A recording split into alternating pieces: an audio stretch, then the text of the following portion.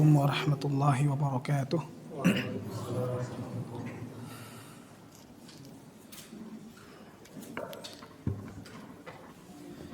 Innal hamdalillah hamdan katsiran tayyiban mubarakan fihi kama yuhibbu rabbuna wa yardah. Asyhadu an la ilaha illallah wahdahu la syarika lah wa asyhadu anna Muhammadan abduhu wa rasuluh la nabiyya wa la rasula ba'dah, amma ba'd. Ya ayyuhalladzina amanu taqullaha haqqa tuqatih wa la tamutunna illa wa antum muslimun. Wahai orang-orang yang beriman, bertakwalah kepada Allah dengan sebenar-benar takwa dan perjuangkan keislamanmu sampai mati. Islam harga mati. Fa inna asdaqal hadithi kitabullah, sesungguhnya sebenar-benar perkataan adalah kitabullah. Wa ahsanal hadi hadi Muhammadin sallallahu alaihi wasallam, dan sebaik-baik petunjuk adalah petunjuk Muhammad sallallahu alaihi wasallam. Wa syarrul umuri muhdatsatuha, dan seburuk-buruk perkara adalah perkara yang diada-adakan, di mana asalnya dia tidak ada di dalam kitabullah, tidak ada di dalam petunjuk Nabi, namun dianggap ada. Inilah yang dimaksud dengan diada-adakan. Wa kullu muhdatsatin bid'ah, dan setiap perkara yang diada-adakan Rasulullah beri istilahnya bid'ah. Wa kullu bid'atin dhalalah, dan setiap kebid'ahan sesat. Karena Nabi tadi pertama di awal mengatakan dia adalah seburuk-buruk perkara. Makanya Nabi SAW katakan setiap kebid'ahan itu sesat. Wa kullu dhalalatin finnar, dan setiap kesesatan di neraka, yaitu maknanya terancam masuk neraka. Orang yang mati dalam keadaan melakukan kesesatan, belum bertaubat dari perbuatan tersebut, maka terancam masuk neraka. Ada yang ancamannya ancaman kekal, yaitu jika kesesatannya dalam bentuk kekufuran, kesyirikan, ancamannya kekal di neraka. Kalau kesesatannya dalam bentuk kefasikan, maka di bawah kehendak Allah. Jika Allah berkehendak, Allah ampuni. Walaupun dia mati dalam keadaan kesesatan, tapi masih ada potensi untuk diampuni, sehingga yang awalnya terancam masuk neraka langsung masuk surga. Jadi ada potensi untuk diampuni. Namun memang tetap Allah katakan diancam masuk neraka. Pezina diancam masuk neraka. Tapi ada nggak pezina yang sudah direkomendasikan masuk surga? Ada kisah seorang pezina, wanita pezina yang memberi minum seekor anjing. Ya. Walaupun sebagian ulama mengatakan kisah ini ya, disebutkan oleh Rasulullah dan dia diberi rekomendasi surga karena dia telah taubat dari zinanya. Dia bertaubat dari zinanya, kemudian dia memberi minum seekor anjing, punya satu kebaikan yang menghantarkannya masuk surga. Subhanallah. Dan ya, jika Allah berkehendak, Allah azab. Ya, selain kekufuran dan kesyirikan, orang yang mati dalam keadaan seperti itu, walaupun dia tidak bertaubat, ya, ada dua kemungkinan diampuni atau diazab.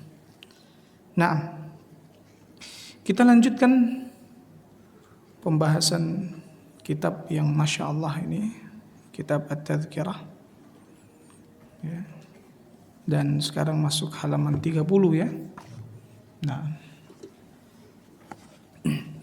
tentang pengaruh ziarah kubur terhadap hati manusia. Nah, karena ini pembahasannya tentang ziarah kubur, kemudian biasanya sebelum Ramadan ada istilah nyadren. Tahu ya? Jadi merasa bahwasanya ziarah kubur sebelum Ramadan itu ada keutamaan khusus. Maka ini tidak ada dalilnya. Inilah yang disebut dengan diada-adakan. Sesuatu yang tidak dikhususkan. Memang Rasulullah SAW memerintahkan kita untuk ziarah kubur, tapi perintahnya kapan saja. Ya. Dan nanti akan ada disebutkan di sini pengaruhnya, tujuannya untuk apa? Tujuannya untuk apa terhadap hati manusia disebutkan oleh Imam Al-Qurtubi. Ya. Dan tidak boleh kita mengkhususkan yang Allah atau Rasulnya umumkan. Dia umum kapan saja. Malah dibilang sebelum Ramadan. Ini dari mana datangnya? Ya. Terkadang manusia ketika kita jelaskan, tidak boleh mengkhususkan, tidak boleh ziarah kubur mengkhususkan sebelum Ramadan. Masa Allah akan mengadab saya gara-gara saya ziarah kubur? Kan ziarah kubur kebaikan. Naam, ziarah kubur kebaikan yang Rasulullah SAW anjurkan. Dan Allah tidak akan mengadab seseorang karena ziarah kubur, tapi Allah akan mengadab seseorang karena menyelisihi sunnah. Kisah ini terjadi ketika Ibnu Mas'ud melihat seseorang bersin. Dia baca subhanallah. Habis bersin baca subhanallah. Sunnahnya alhamdulillah. Ditegur. Lish, kenapa kamu baca subhanallah? Baca alhamdulillah. Lantas dia mengatakan, akankah Allah mengadabku karena aku bertasbih? Akan Allah azab orang yang bertasbih? Tidak. Tapi Allah akan mengadabmu karena kamu menyelisihi sunnah. Ya. Ketika hidup perkara yang menyelisihi sunnah, sunnah mati. Maka kita harus giat mengamalkan sunnah. Harus giat. Ya. Kita mengaku ahlus sunnah. Ada yang di sini nggak mau disebut ahlus sunnah? Ada. Semua ahlus sunnah? Insya Allah. Ahlus sunnah adalah yang giat melaksanakan sunnah. Kalau ngaku ahlus sunnah terus lantas dia mengatakan kan cuma sunnah. Ini berarti bukan ahlus sunnah, meremehkan sunnah. Kan cuma sunnah, kan cuma sunnah, kan ini cuma sunnah, kan itu cuma sunnah. Sehingga karena cuma sunnah ditinggalkan. Para sahabat, tabi'in, gak ada yang berani ngomong seperti itu. Dia tahu ini sunnah, kerjakan. Karena sunnah secara keseluruhan itu adalah jalan petunjuknya Nabi. Setiap yang Rasulullah anjurkan atau perintahkan, mereka tidak tanya apakah itu wajib, sunnah, mubah. Mubah gak mungkin karena diperintahkan. Kemungkinan wajib atau sunnah. Sunnahnya apakah sunnah muakkadah atau ghair muakkadah? Nah, tapi mereka selalu berupaya untuk mengamalkan. Jika yang wajib, mereka tidak akan tinggalkan. Mereka tahu itu yang wajib. Yang mana-mana yang wajib mereka tahu. Dan mana-mana yang hanya dia mustahab dianjurkan, mereka juga tahu. Mereka upayakan sekuat tenaga untuk mengamalkannya. Nah, kata para ulama rahimahumullah, ya Imam Al-Qurtubi mengatakan tidak ada nasihat yang lebih efektif terhadap hati selain ziarah kubur. Ini nasihat yang lebih efektif bagi hatinya manusia, terutama terhadap hati yang keras. Ada 4 cara bagi orang yang berhati keras bila hendak mengobatinya. Jadi ada 4 obat. Hati yang keras kadang gak bisa menangis, itu hati keras. Ciri-ciri hati keras, susah menangis karena takut kepada Allah. Susah menangis di saat dia beribadah. Ini hati yang keras. Hati yang lembut, mudah dia menangis. Mudah dia menangis mendengar lantunan ayat-ayat Al-Quran. Adapun hati yang keras, banyaknya tertawa. Makanya Rasulullah SAW katakan kasratut tahik tumitul qalb. Banyak tertawa mematikan hati, mengeraskan hati, bahkan sampai mati. Mati hatinya. Tertawa boleh, tapi banyak tidak boleh. Karena jadi berlebihan. Yang pertama, menghentikan diri dari kebiasaan buruk. Ini obat untuk mengobati apa? Hati yang keras. Dan beralih menuju majelis-majelis ilmu. Guna mendengar nasihat dan peringatan, ancaman dan anjuran. Ini harus didengar. Mana nasihat, mana yang dia peringatan, mana yang ancaman, harus. Ancaman-ancaman itu harus kita dengar karena itu dari Allah. Allah yang mengancam. Jangan gara-gara kajiannya, ngeri. Isinya kajiannya semua penuh dengan ancaman. Gak mau ke situ. Kenapa? Bikin takut semua jamaah. Yang mengancam itu siapa? Allah dan Rasulnya. Ustadz itu cuma bacain ancamannya Allah, bacain ancamannya Rasulullah, tidak lebih. Copy paste. Agama ini copy paste. Nukil. Sami'na, kami dengar. Allah sampaikan, Rasul sampaikan, dengar. Copy paste. Gak boleh, tidak ada celah berinovasi dalam agama. Kalau pengen berinovasi dalam perkara dunia, Rasulullah katakan, antum a'lamu bi umuri dunyakum. Kalian lebih tahu perkara dunia kalian. Tapi kalau perkara agama, man ahdatsa fi amrina hadza ma laisa minhu fahuwa raddun. Barang siapa yang membuat perkara baru, inovasi dalam perintah kami, yaitu agama kami ini, maka itu akan tertolak. Tidak boleh. Man amila amalan laisa alaihi amruna fahuwa raddun. Barang siapa yang beramal yang tidak ada perintahnya dari kami, tidak ada perintah. Makanya kalau perkara agama itu nunggu perintah. Kalau perkara dunia, nunggu larangan. Makan ini larang, makan itu larang. Nunggu larangan. Perkara agama, nunggu perintah. Jadi bukan inovasi. Jangan beramal dulu baru cari-cari penguatnya. Tidak bisa. Begitu juga hikmah-hikmah tentang kisah orang-orang saleh. Ya dengarkan dari majelis ilmu, karena semua itu dapat melunakkan hati dan menyembuhkannya dengan cepat. Ini obat yang pertama. Yang kedua, mengingat mati.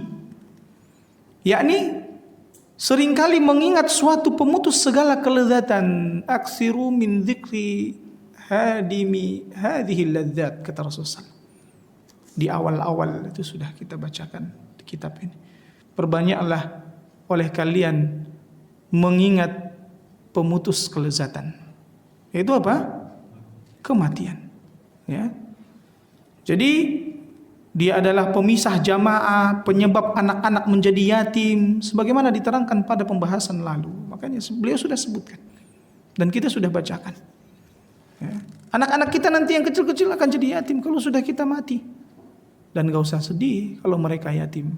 Nabi SAW juga yatim, tapi menjadi manusia yang mulia. Banyak orang-orang yatim, ternyata mereka menjadi manusia-manusia yang besar. Bermanfaat untuk umat, bermanfaat untuk Islam dan kaum muslimin. Ada orang yang dia ditemani oleh ayahnya sampai ia mati duluan sebelum ayahnya, tapi tidak bermanfaat untuk Islam dan kaum muslimin. Nah, tetap nasihatkan kepada anak-anak. Nah, walaupun ayah nanti telah tiada, kalian harus tetap menyembah Allah. Kalian harus tetap bertauhid, tidak peduli apakah kalian kaya atau miskin. Ya, jangan nak belajar yang rajin, biar nanti jangan jadi tukang sayur, biar nanti nggak jadi tukang sapu. Apa salahnya jadi tukang sayur, tukang sapu? Tidak masalah. Yang masalah itu kalau dia memiliki perusahaan tapi tidak beribadah kepada Allah. Mau terserah, nanti apapun yang Allah takdirkan, kau menjadi apapun nak, miskin pun tidak masalah. Para sahabat banyak yang miskin. Ya. Kalau mereka pun diperintahkan untuk rajin belajar itu, bukan untuk agar mereka tidak miskin, tapi untuk agar mereka tidak kafir, tidak berbuat kesyirikan. Jadi ingat, mengingat kematian. Dikisahkan bahwa seorang wanita mengadu kepada Aisyah radhiyallahu anha tentang kekerasan hatinya. Maka nasihat Aisyah, sering-seringlah ya, mengingat mati, niscaya hatimu akan lunak. Ya, karena kalau sudah mengingat mati nangis, jadi lunak. Ya, kalau menghentikan kebiasaan buruk, maka dia akan sering nangis. Umar bin Khattab itu sering nangis, tapi tegas. Orang yang sering nangis karena takut kepada Allah bukan berarti dia itu lembek, bukan berarti dia itu cemen, enggak. Tapi dia memang takut kepada yang maha besar, yang maha kuasa, yang memang pantas untuk ditakuti. Dan dia tidak takut kepada selainnya. Ya. Syaitan takut sama Umar. Ya.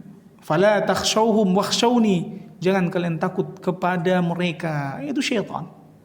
Tapi takutlah kepada aku. Nah, ini dibuat dia pocong, apalagi kuntilanak, sehingga anak-anak takut sama setan. Ajarkan dari kecil, jangan takut setan. Lempar, tendang, smackdown. Iya, ajarkan mereka untuk menghajar si setan itu. Nabi Ibrahim lempar pakai batu. Khalid bin Walid tebas dengan pedang. Rasulullah SAW cekik lehernya. Jangan antum terpropaganda film-film horor kalau ditendang tembus, lempar tembus. Enggak, dia bakalan kesakitan. Lempar, bismillah, lempar. Ya, jangan-jangan prank kan? Mampus dia jadinya kan. Ini malah udah prank ketakutan lagi. Nah, ya, sehingga hati wanita itu melaksanakan nasihat tersebut sehingga hatinya benar-benar lunak. Akhirnya ia datang lagi untuk menyampaikan terima kasihnya kepada Aisyah radhiyallahu anha. Bahkan para ulama mengingatkan mati itu bisa mencegah dari kemaksiatan, melunakkan hati yang keras, menghilangkan rasa bangga terhadap dunia dan meringankan rasa derita dalam musibah-musibah di dunia. Yang ketiga, menyaksikan orang yang akan meninggal dunia. Ini juga termasuk obat untuk melunakkan hati. Ya, orang yang akan, yaitu yang saat-saat sakaratul maut. Memperhatikan orang mati dan menyaksikannya ketika sedang sekarat serta mengamati perubahan raut muka dan tubuhnya setelah benar-benar mati. Yang awalnya masih gini, tiba-tiba setelah mati itu mulai biru, ya. Seperti tidak ada lagi aliran darahnya di situ. Dingin yang sebelumnya ada darah, hangat, habis itu dingin. Perhatikan, subhanallah, dan itu akan kita rasakan pasti tanpa keraguan. Ya. Semua itu dapat memutus kerinduan hawa nafsu kepada kelezatan-kelezatan. Kalau udah itu terjadi, apakah kita pengen lagi hunting kuliner? Pengen lagi untuk melaksanakan atau merealisasikan jalan-jalan ke sini, jalan-jalan ke situ. Ana belum pernah ke sana, ana belum pernah ke situ. Malah yang kita inginkan, ana pengen beramal ini, beramal itu. Ya. Dan dapat melindungi hati serta mengusir kesenangan-kesenangan amarahnya. Bahkan menahan pelupuk mata dari tidur, bahkan takut mau tidur. Jangan-jangan habis ini saya mati. Sehingga dia sebelum tidur ibadah, mau astagfirullah, anak takut habis ini mati, ibadah lagi. Sehingga takut dia tertidur, takutnya gak bisa lagi membuka matanya. Menahan tubuh dari bersenang-senang dan membangkitkannya untuk terus beramal dengan lebih bersungguh-sungguh. Dikisahkan pula Al-Hasan Al-Basri pernah berkunjung kepada seseorang yang sedang sakit. Ternyata orang itu sedang dalam sakaratul maut. Al-Hasan melihat betapa susah dan pedih yang dialaminya, maka dia pun pulang ke rumah dengan perubahan roman mukanya. Jadi perubahan di wajahnya. Tidak seperti ketika berangkat. Keluarganya menyapa, ingin makan? Semoga Allah merahmatimu. Lantas dia jawab, hai keluargaku, ya, kalian sajalah yang makan dan minum. Demi Allah, baru saja aku melihat kematian yang untuknya aku berbuat selama ini, sampai aku mengalaminya sendiri nantinya. Kelak aku akan alami. Aku baru lihat orang yang mengalaminya. Jadi nggak ada selera makan lagi. Itulah 3 perkara yang siogianya dilakukan oleh orang yang keras hatinya dan selalu berbuat dosa. Guna mengobati penyakitnya dan mengatasi godaan-godaan setan dan tipu dayanya. Jika ketiganya bisa bermanfaat maka cukuplah. Tapi jika terasa berat, berarti kekerasan hatinya telah parah dan dorongan-dorongan dosa sudah kuat membelenggu. Ada orang yang lagi ngelihat yang sakaratul maut pun masih bisa aja ketawa-ketawa. Ya. Susah dia untuk mengingat dosa, meninggalkan dosa. Susah dia untuk mengingat kematian. Susah juga, tidak pernah dia berupaya untuk melihat orang yang sakaratul maut. Nah, ini susah. Kalau memang demikian, maka perlu memperhatikan nasihat yang selanjutnya. Apa obat yang berikutnya untuk melunakkan hati? Menziarahi kubur. Ziarahi kubur orang-orang yang sudah meninggal dunia akan dapat memberinya apa-apa yang tidak bisa diberikan oleh obat yang pertama, kedua, dan ketiga di atas. Ini ternyata obat paling manjur. Ya. Dan oleh karena itulah maka Nabi SAW bersabda, ya, berziarahlah kubur, karena ziarah kubur itu dapat mengingatkan mati dan akhirat. Ya. Serta menjadikan zuhud terhadap dunia. Maka hal itu karena obat yang pertama hanya berupa mendengar dengan telinga. Yaitu ia berusaha apa? Hadir, menghentikan diri dari kebiasaan-kebiasaan buruk dengan apa? Hadir di majelis ilmu. Obat yang pertama, ya, itu mendengar dengan telinga. Kemudian obat yang kedua hanya berupa pemberitahuan kepada hati kemana manusia akan kembali, yaitu mengingat kematian. Ini pemberitahuan kepada hati bahwa kamu akan mati. Adapun yang ketiga berfungsi sebagai ancaman dan peringatan ketika menyaksikan secara langsung orang yang akan meninggal. Dan begitu pula dengan menziarahi kubur kaum muslimin yang telah meninggal. Berarti melihat dengan mata kepala. Ya. Maka kedua obat yang terakhir ini lebih efektif daripada pertama dan kedua. Yaitu obat melihat orang yang mati sakaratul maut dan menziarahi kubur. Dalam hal ini Nabi SAW pernah bersabda, laisal khabaru kal muayanah. Berita tidaklah seperti hal orang yang melihat langsung dengan mata kepala. Kemarin ada itu tabrakan di depan sana. Ana dengar dari si fulan. Nah, ini dengar. Ketika si fulan sendiri yang menceritakan, Masya Allah tadi ngeri banget tabrakan. Pasti gitu. Karena dia langsung lihat. Ya.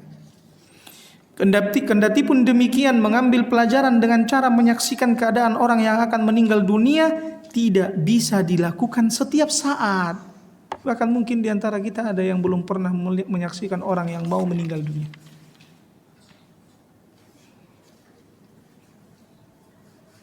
Bahkan peristiwa kematian itu sering tidak bertepatan dengan waktunya. Tidak bertepatan waktunya dengan orang yang ingin mengobati hati. Ini lagi sakit hatinya, gak ketepatan waktunya. Ternyata yang udah mati dulu. Jadi gak tepat gitu. Pas lagi keras-kerasnya gak ketemu dengan yang mau mati. Gak ketemu. Maka tidak bisa dilakukan kapan saja. Berbeda dengan ziarah kubur. Posisinya sama. Yang ketiga dan keempat posisinya sama. Karena dia langsung melihat. Adapun yang kedua mendengar. Yang pertama mendengar. Yang kedua untuk hati. Pemberitahuan juga. Beda dengan yang ketiga dan keempat. Langsung melihat. Tapi yang ketiga gak bisa dilihat setiap waktu. Nah, maka yang keempat. Ya. Adapun cara ini bisa dilakukan kapan saja secara lebih tepat, lebih cepat, dan manfaat yang bisa diambil darinya pun lebih layak dan nyata. Maka bagi orang yang berniat ziarah kubur hendaknya melaksanakan tata caranya yang benar. Tata cara ziarah kubur yang benar. Banyak itu ziarah kuburnya nanti disebutkan oleh beliau. hendaknya melaksanakan tata caranya dengan benar, menghadirkan hatinya di kala masuk ke pelatarannya. Jadi bukan sekedar berputar-putar mengelilingi nisan-nisan saja, karena seperti itu bisa juga dilakukan oleh binatang ternak, terputar di kuburan tersebut. Binatang juga bisa. Tapi kalau antum pergi ke kuburan itu dengan menghadirkan hati, nah itu beda sama binatang. Orang yang berziarah kubur itu terlebih dulu berniat untuk memperoleh ridho Allah. Niatkan dengan baik untuk mendapatkan ridho Allah. Memperbaiki kerusakan hatinya atau memberi manfaat kepada si mayit, yaitu dengan mendoakannya. Bisa juga dengan bacaan Al-Quran yang dibaca di sisinya. Hal ini akan diterangkan lebih lanjut nantinya insyaallah ta'ala.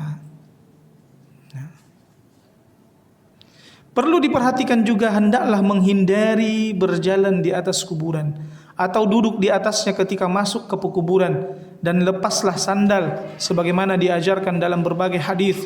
Tak lupa ucapkan salam, lalu berbicaralah kepada ahli kubur seolah-olah berbicara kepada orang-orang yang masih hidup, yakni mengucapkan assalamualaikum dara qaumin mu'minin. Dalam riwayat lain, assalamualaikum ya ahla diyaril muslimin, inna bikum insyaallahu lahikun. Demikianlah salam kepada ahli kubur yang pernah diucapkan oleh Nabi sallallahu alaihi wasallam, yakni diucapkan dengan menyebut kata dar, yaitu rumah. Sedang yang dimaksud adalah para penghuninya. Ya. Maka dari itu beliau menyapa dengan mengungkapkan huruf kaf dan mim menjadi kum, kata ganti untuk yang berakal. Assalamualaikum. Daro qaumin mu'minin. Padahal dar rumahnya. Semoga keselamatan kepada kalian. Daro rumah kaum mukminin, berarti ada di situ yang disembunyikan. Penghuni. Maknanya apa? Penghuni rumah atau negeri kaum mukminin. Karena orang Arab biasa menyebut nama tempat, sedang yang dimaksud ialah penghuninya. Itu biasa orang Arab seperti itu. Nah, apabila peziarah melewati kuburan mayit yang dia kenal, maka terlebih dulu mengucapkan salam juga dengan ucapan alaikas salam. Dalam kaitan ini At-Tirmidzi telah meriwayatkan dalam kitabnya Jami' bahwasanya ada seorang lelaki menemui Nabi SAW seraya mengucapkan alaikas salam. Maka Nabi SAW menegurnya, la taqul alaikas salam fa inna alaikas salam tahiyatul mayyit. Jangan katakan alaikas salam, karena alaikas salam adalah penghormatan untuk mayit. Jadi kadang orang ketemu alaikas salam kata dia. Jangan katakan alaikas salam, katakan assalamualaikum. Assalamualaikum atau assalamualaikum. Karena alaikas salam itu untuk mayit. Peziarah hendaknya berhadapan dengan wajah si mayit pada kubur yang diziarahinya, seperti halnya ketika berbicara dengannya semasa masih hidup. Kenapa? Karena mereka mendengar, tinggal lagi mereka tidak bisa menjawab. Ketika masih hidup, berbicara yang sopan dengannya ialah dengan berhadapan muka. Maka demikian pula di sini. Sesudah itu mengambil pelajaran dari orang yang telah berada di dalam tanah itu. Dia sudah terpisah dari keluarga dan para kekasihnya. Padahal sebelumnya dia adalah panglima bala tentara yang memimpin sekian banyak pasukan. Bersaing dengan teman-teman dan keluarga-keluarga lainnya, mengumpulkan harta dan menyimpannya di dalam gudang-gudang. Tiba-tiba datanglah maut pada waktu yang tidak diduga-duga, bersama dengan berbagai kesusahan yang tidak dia inginkan. Makanya menabunglah untuk hari apa? Akhirat, bukan hari tua. Menabunglah untuk hari akhirat. Kalau untuk hari tua udah pasti nggak kita tua? Belum tentu. Udah nabung-nabung ternyata belum tua, mati. Atau kalau udah tua ternyata cuma sebentar tuanya, nggak bisa nikmatin. Gigit dagingnya juga udah susah, nggak bisa nikmatin. Nah, apalagi udah banyak penyakit, ini pantangan, itu pantangan, nah, nggak bisa nikmatin. Jadi ngapain nabung untuk hari tua? Nabung itu untuk hari akhirat. Itu semboyannya doktrinnya para banker itu. Hemat pangkal kaya. Yang benar sedekah pangkal kaya. Hemat pangkal kaya itu tahun 90-an di iklan-iklan. Ya. Begitu juga dengan menabung untuk hari tua itu di iklan-iklan. Biar banyak orang yang nyimpan uang di bank. Nah, Allah musta'an. Jadi pada bakhil. Lihat sekarang banyak kaum muslimin yang bakhil. Nah, kemudian ya, maka hendaklah peziarah itu memperhatikan bagaimana keadaan kawan-kawannya yang telah pergi ya tadi ya.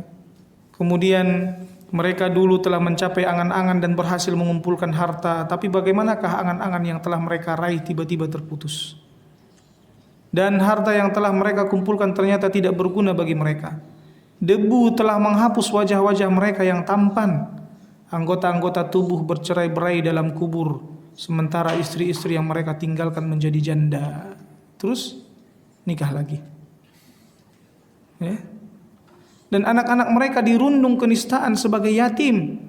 Orang-orang yang dulu pernah menjadi pengikutnya kini juga berjalan sendiri-sendiri di berbagai negeri.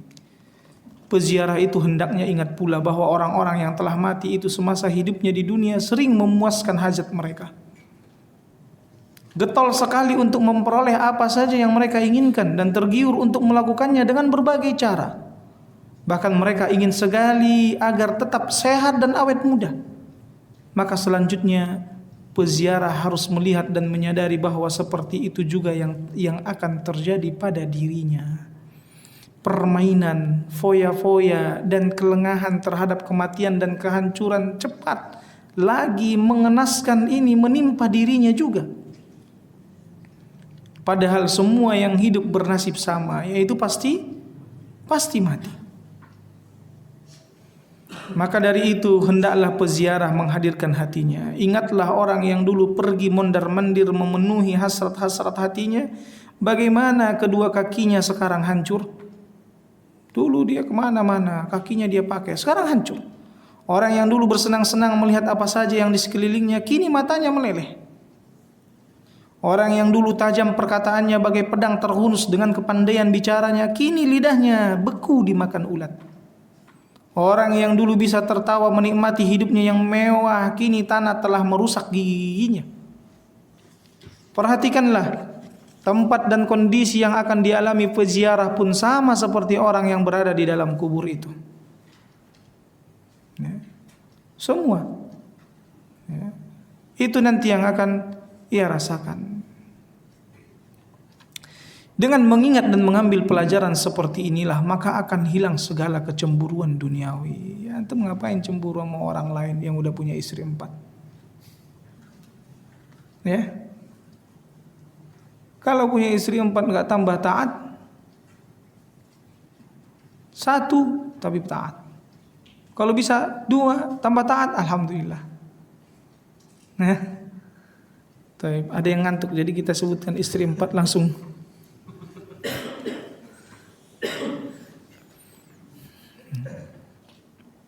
Lalu siap sepenuhnya untuk melakukan amal-amal ukhrawi. Apalagi ini mau dekat bulan Ramadan. Ya. Ini orang mau dekat bulan Ramadan ziarah kubur tapi sekedar untuk rame-rame, seru-seruan. Kayak tadi. Ya. Keliling-keliling, lihat-lihat nisan. Kalau pas lagi rame seperti itu, apa yang bisa kita ambil? Nah, ziarah dari sekarang nih sebelum rame. Sendiri cari kuburan yang sepi. Tidak harus kuburan yang kita kenal, tidak harus. Karena mengingat orang yang mati itu tidak harus ya, di kuburan seperti itu, di kuburannya orang tersebut, tidak.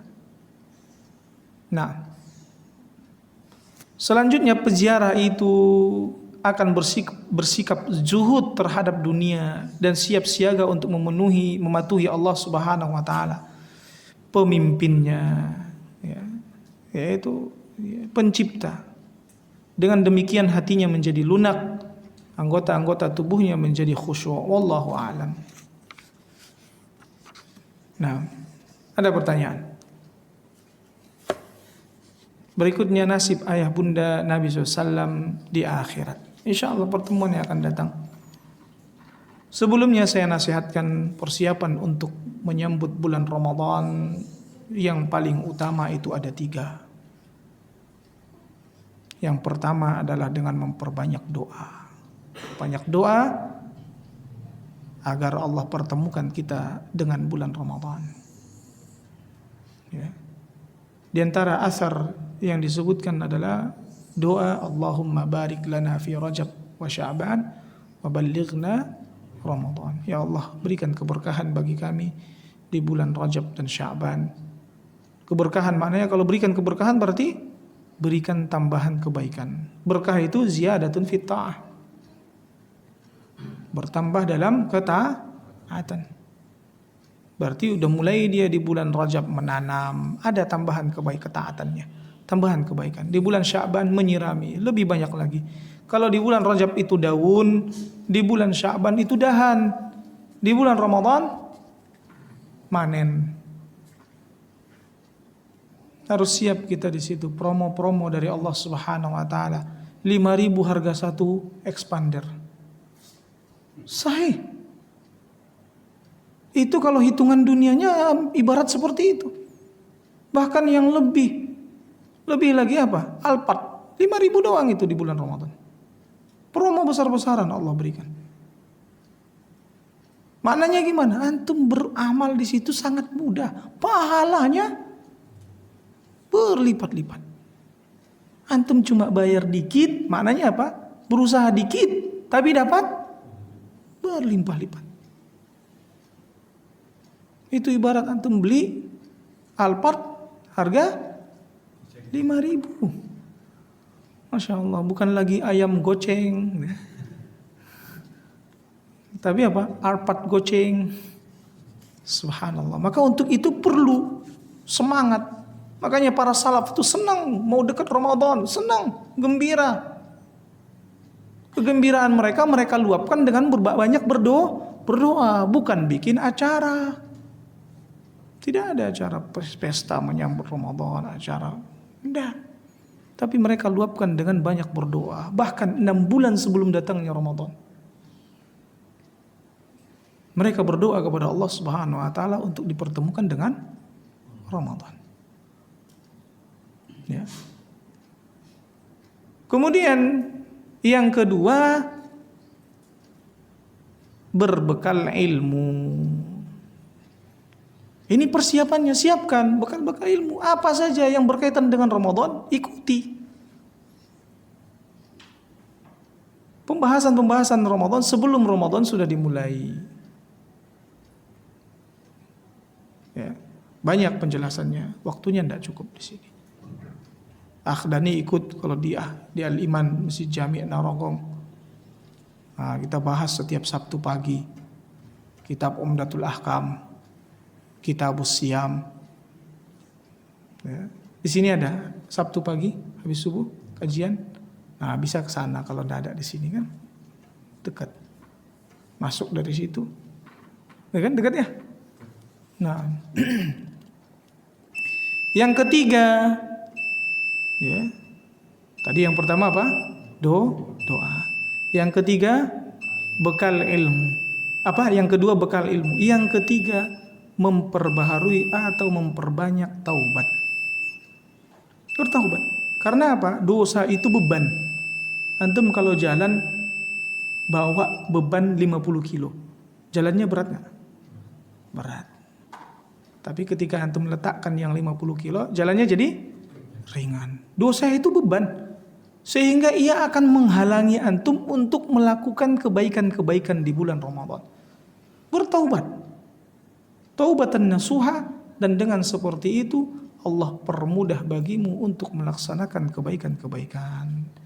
Ya, kalau seseorang berpuasa 1 hari di bulan Ramadan, kemudian dia berbuka, maka dia dapat pahala berapa hari? Pahala puasa berapa hari? Dia berpuasa 1 hari di bulan Ramadan. Hari pertama dia puasa, kemudian dia berbuka, maka dia dapat pahala berapa hari puasa? Hah? Berapa? 1. Kecuali kalau dia berpikir cerdas, bisa dapat beberapa hari. Dia letak di masjid ini. Nah, ini untuk takjil 1 kardus ya, minuman. Yang ikut minum 40 orang.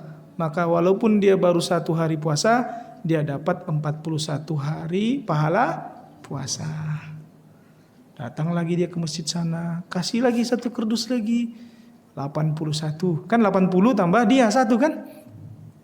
Datang lagi ke masjid sebelahnya lagi, 1 kardus berapa kardus? Makanya para salaf itu berupaya mereka nyimpen uang untuk nanti investasi di bulan Ramadan. Investasi di sini, jualan. Jualan untuk apa? Dapat pundi-pundi akhirat. Nah, ini banyaknya mikirnya pundi-pundi buat lebaran. Allahul musta'an. Ya. Dan musibahnya uang itu di lebaran itu ternyata untuk foya-foya, untuk israf, tabdzir, mubazir. Sehingga apa faedahnya? Nggak ada faedahnya, dosa yang ia dapat. Ramadannya, keutamaan, kebaikan-kebaikan Ramadan luput, Syawal penuh dengan dosa. Allahul musta'an. Baik. Ada pertanyaan? Cukup? Atau adzan dulu atau gimana? Adzan dulu ya, baru antum simpan. Ingat jangan lupa. Adzan dulu, siapa yang mau adzan? Bismillah. Yang pertanyaan saya ada 2 Ustaz. Yang pertama, apakah ada bacaan khusus ketika kita berziarah? Dan yang kedua, bagaimana hukumnya ketika kita meniatkan safar hanya untuk berziarah? Karena setahu saya ketika kita melakukan safar dan hanya diniatkan untuk berziarah itu hanya diperbolehkan ketika kita ke Madinah dan Al-Aqsa. Baik. Yang pertama, apakah ada zikir? Zikir tertentu. Nah, tidak ada ya. Tadi sudah disebutkan oleh Al-Imam Al-Qurtubi apa yang harus kita perbuat saat hendak ziarah kubur. Yang pertama, mengharapkan keridhaan Allah, menghadirkan hati. Tentunya ya, beberapa hal tadi kalau kita mengetahui siapa orangnya itu, kita ingat siapa apa-apa yang telah dia perbuat di dunia ini yang sekarang semuanya telah sia-sia. Nah, ini tidak ada zikir tertentu. Namun sebelum masuknya itu kita ucapkan salam. Nah, kemudian yang kedua, tidak boleh ziarah untuk safar untuk niat ziarah. Untuk ziarah kubur mana kubur itu tidak boleh. Kenapa harus ke sana? Apakah ada keutamaan? Tidak ada. Rasulullah SAW katakan la tusaddur rihal illa ila salasati masajid. Tidak boleh mengadakan perjalanan yang ibadah kecuali hanya untuk 3 masjid. Safar niat ibadah ziarah sini, tidak boleh. Kecuali ketika Masjidil Haram, Masjidil Hada, Masjidil Aqsa. Nah, jelas ya. Nah, ada lagi pertanyaan lain? Nah, adab ke makam tadi Ustaz. Nah, untuk melepas sandal. Nah. Posisinya di mana? Sebelum masuk pelatarannya. Iya, sebelum udah masuk ininya kuburan itu kita lepas. Pengecualian jika ternyata memang di kubur tersebut ya banyak ya duri-duri, ya, atau mungkin ya, sangat becek, lumpur-lumpur, boleh kita pakai sendal. Ya. Tujuannya untuk ya, menghindarkan dari adza, gangguan, menghindarkan dari musibah, itu mudarat, kena duri, kena kaca, kan malah bikin repot kan. Nah, itu adabnya. Yang lebih utama dia lepas sendalnya. Nah, namun ternyata ya, lumpurnya ini ya, dia pakai sendal atau pakai sepatu. Nah, nah, ada lagi pertanyaan lain? Baik, kita cukupkan sampai di sini. Subhanakallahumma wa bihamdik, asyhadu an la ilaha illa anta, astaghfiruka wa atubu ilaik. Wassalamualaikum warahmatullahi wabarakatuh.